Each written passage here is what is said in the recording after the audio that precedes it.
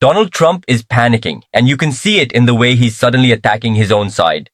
Not Democrats, not the media, not the anti-war left. His own side.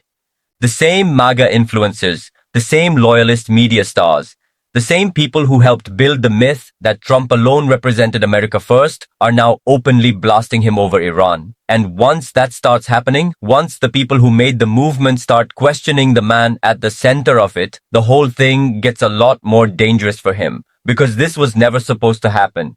Trump was supposed to own this movement. He was supposed to be the one person who could drag his base anywhere and still keep them in line. But now, the issue is Iran, the issue is war, and the issue is betrayal. And suddenly the cracks inside MAGA are not theoretical anymore. They are loud, they are public, and they are getting harder to hide. Just look at what set him off. After Tucker Carlson blasted the Iran war as absolutely disgusting and evil, Trump snapped back in an interview with ABC's Jonathan Call and said Tucker had lost his way, that he was not MAGA and not smart enough to understand what MAGA even means. That is not the language of a leader calmly holding his coalition together. That is the language of somebody who knows one of the biggest voices in his own ecosystem just hit a nerve. And that's when the real problem started, because Tucker was not alone. Marjorie Taylor Greene rushed to Tucker's side, not Trump's. Greene said MAGA was supposed to mean America first, not Israel first, and she even floated Tucker Carlson for 2028 after Trump tried to throw him out of the movement. Think about how insane that is. Trump tries to define MAGA by personal decree, and one of the best-known figures in his orbit immediately starts elevating a rival voice. That is not discipline, that is fracture. But Trump's panic didn't stop there. While he was lashing out at critics, he was also making the kind of comments that only make the backlash worse. Reuters reported that Trump said the United States should have a role in choosing Iran's next leader, comparing it to Venezuela and saying he had to be involved in the appointment of great and acceptable leaders. As the war with Iran intensifies, U.S. President Donald Trump says the U.S. has a right to help choose the country's next leader. He later said there would be no deal except Iran's unconditional surrender. So while his own base is already nervous that this looks like another Middle East disaster, Trump is out there sounding like he's auditioning for regime change on live television. And once even his own side starts hearing that, the question becomes impossible to avoid. Wasn't this the guy who sold himself as the one who would stop exactly this kind of thing? Wasn't this the same man who built his brand on mocking forever wars?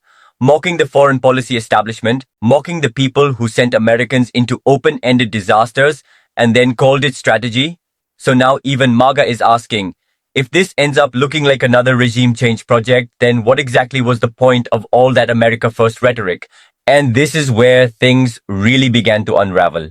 The backlash is not just ideological, it's personal, it's emotional, it's about supporters who feel used. Conservative media is now openly warring with itself over Iran. The Guardian described open warfare inside conservative media with figures like Tucker Carlson and Megyn Kelly attacking intervention while people like Mark Levin and Ben Shapiro defend it. That means the conflict is no longer just Trump versus critics. It is now a civil war inside the machine that kept him politically untouchable. That matters because political power inside Trump world has always depended on narrative control. If Fox-adjacent voices, podcast giants, and right-wing influencers are all moving in different directions at once, then Trump has to spend time policing his own coalition instead of expanding it. And when a strong man starts looking inward, when he has to discipline allies instead of punishing enemies, everybody notices. But then it got worse, because the economic backdrop is already brutal. Fox News' own polling this week showed deep frustration with the economy and with Trump. Only 30% rated economic conditions positively, while more than twice as many said conditions were only fair or poor.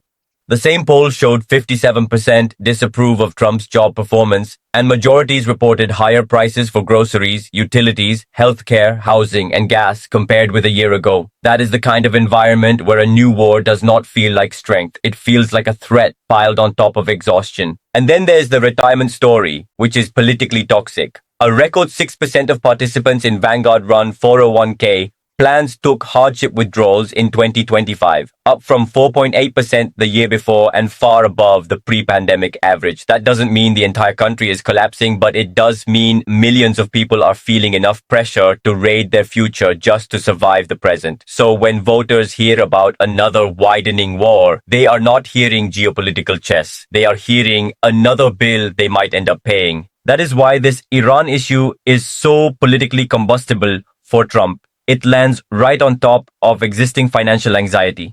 It lands on people already angry about prices, already stretched thin, already questioning whether this administration is focused on their lives or on some grand performance overseas. And that phrase matters, because Reuters reported Trump literally compared what he is doing in Iran to Venezuela and framed it in terms of performance and leadership selection. That kind of rhetoric may thrill hawks, but to skeptical voters, it can sound detached, imperial, and reckless. Now, to be clear, this is not a total revolt. A lot of Republicans are still backing him. Reuters reported the House rejected a war powers resolution on March 5th by a 219-212 vote, mostly along party lines, after the Senate also blocked an effort to limit Trump's war powers. So yes, inside Congress, Trump still has major support. That part is real. But that's exactly why this is so revealing. Even with institutional Republican support intact, the cultural and media side of MAGA is showing strain. The elected party may still be with him. The movement's emotional core is much less settled. And that split matters more than people think, because Trump's power has never been based only on votes in Congress. It has been based on the feeling that he speaks for a unified populist force. The moment that force starts asking whether he sold them out, whether America first has become something else, whether foreign policy is being dictated by interests that are not theirs, the mythology weakens. Maybe not all at once, maybe not everywhere, but enough to matter. Then there is the strategic chaos around the war itself. Reuters reported that Trump's stated objectives have shifted repeatedly, with the administration offering changing explanations for what the campaign is supposed to achieve and how long it could last. That kind of ambiguity is deadly politically, because once the mission stops being clear, the public starts filling in the blanks with the worst possible answers. Endless war, mission creep, more retaliation, more costs, more Americans dragged into something bigger than they were promised, and if the human cost keeps rising, this gets darker fast. Reuters reported that US military investigators believe it is likely US forces were responsible for an apparent strike on an Iranian girls' school, though the investigation is still ongoing and officials say there was no deliberate targeting of a school. Even framed cautiously, that is a nightmare headline. Because once civilian casualty stories start cutting through, once images of children and schools enter the political bloodstream, arguments about strength and deterrence begin colliding with something far harder to manage: moral disgust. And that is exactly why Trump's attacks on Tucker Carlson matter so much. He is not just debating policy. He is trying to shut down a moral and political contagion inside his own coalition before it spreads. Because Tucker gave language to something a lot of Trump voters were already feeling. That this was not what they signed up for. That this was supposed to be different. That maybe the guy who promised to stop the machine has started feeding it. Once that thought gets loose, the damage is hard to contain. Because supporters can forgive a lot from Trump. They can forgive scandals. They can forgive chaos. They can forgive contradiction. But betrayal is different. Betrayal sticks. Betrayal creates memory. Betrayal makes people reread every speech, every promise, every slogan, and ask whether they were hearing a doctrine or just a brand. And that is what makes this moment so dangerous for him.